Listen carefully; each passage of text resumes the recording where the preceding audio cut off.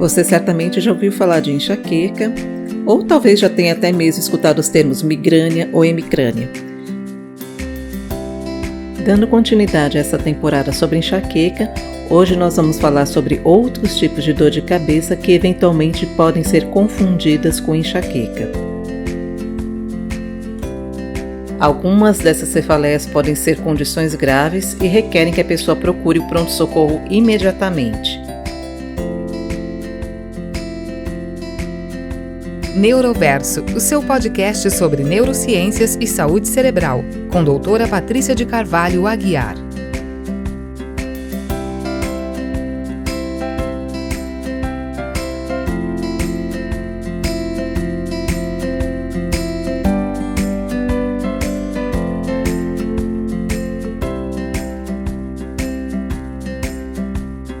A pessoa que sofre de enxaqueca pode eventualmente ser acometida por outro tipo de dor de cabeça e confunde o diagnóstico. Às vezes acha que é uma crise mais forte de enxaqueca e, na verdade, pode estar deixando passar uma condição mais grave. Então, a gente precisa prestar atenção aos sinais e sintomas.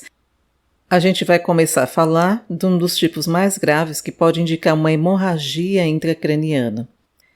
Independente da pessoa ter ou não enxaqueca, essa dor de cabeça pode acontecer.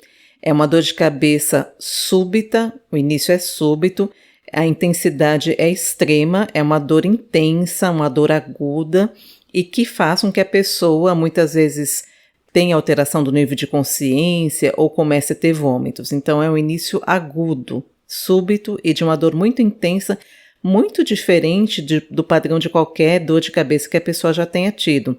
Às vezes aquela pessoa nem sofre de enxaqueca, ou às vezes é uma pessoa que tem enxaqueca crônica. Então, nesses casos, preocupa mais ainda porque a pessoa pode confundir esse episódio com uma crise mais forte de enxaqueca, quando na verdade não é. Essas dores agudas intensas podem indicar que um vaso foi rompido dentro da cabeça. Normalmente é a ruptura de um aneurisma, então é uma condição de emergência e requer que a pessoa procure o pronto-socorro imediatamente para que comece a receber os cuidados e fazer a investigação correta. Um outro tipo de dor que pode indicar uma condição grave por trás é aquela dor que começa de forma insidiosa e nada vai melhorando, ela só vai piorando dia após dia. Normalmente a pessoa às vezes é acordada por esse tipo de dor, ela costuma piorar ao longo da noite, a pessoa pode acordar com episódios de vômitos, às vezes até são vômitos em jato.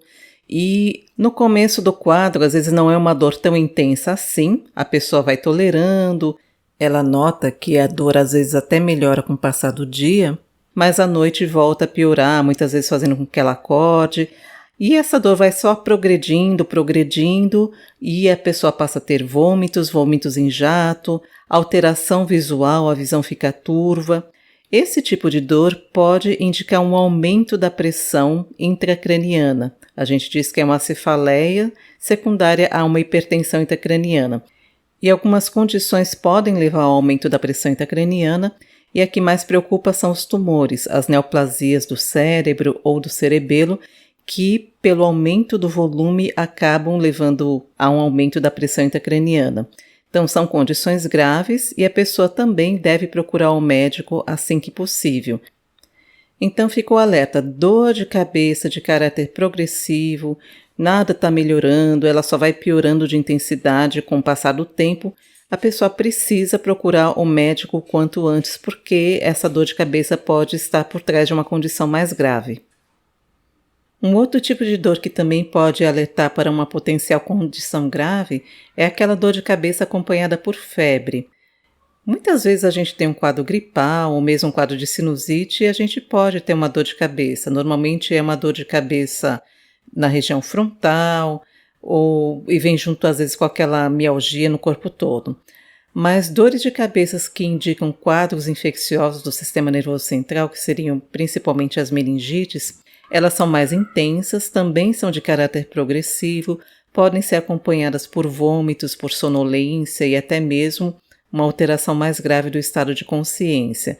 Muitas vezes vêm acompanhadas pela rigidez de nuca, aquela sensação de que o pescoço está rígido, a pessoa tem dificuldade para dobrar o pescoço.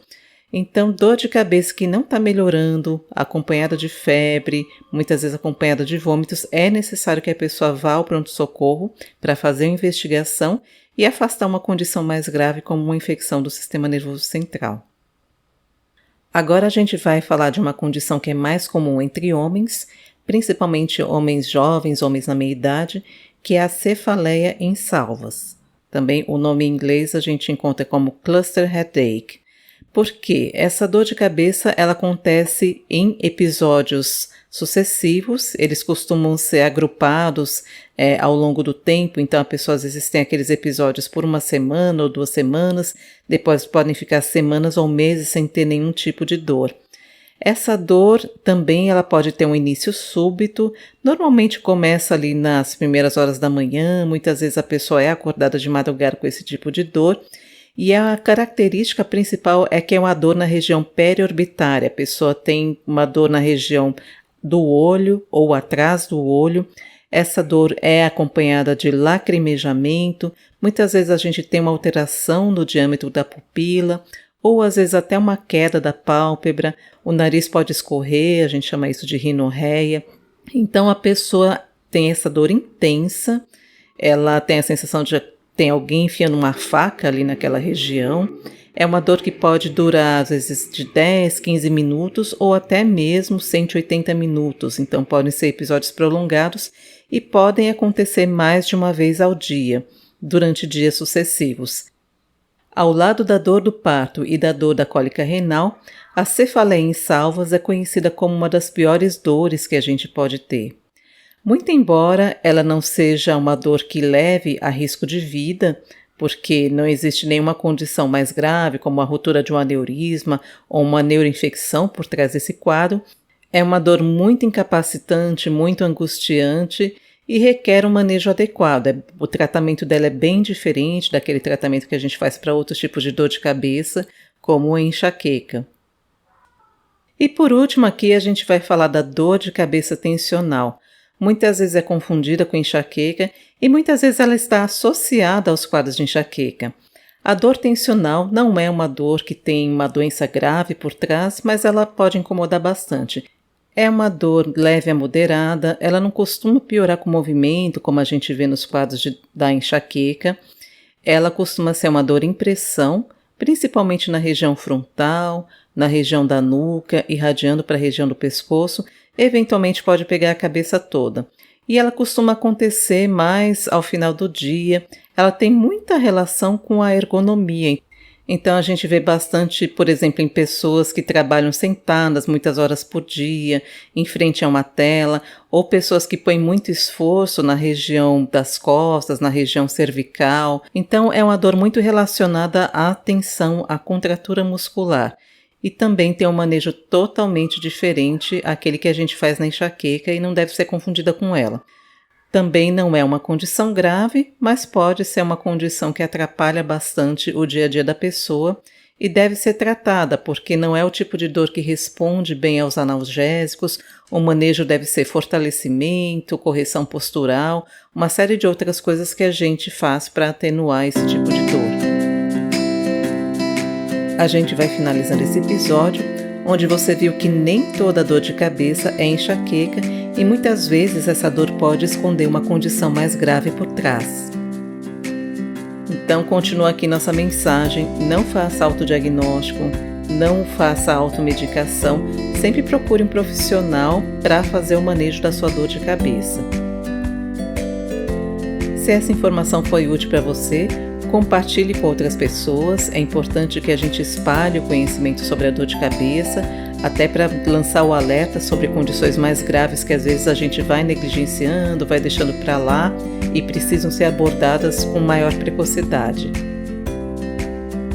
Caso você tenha alguma dúvida ou você tenha alguma sugestão para esse podcast, pode entrar em contato comigo pelo direct do Instagram, o link você acha na descrição desse episódio.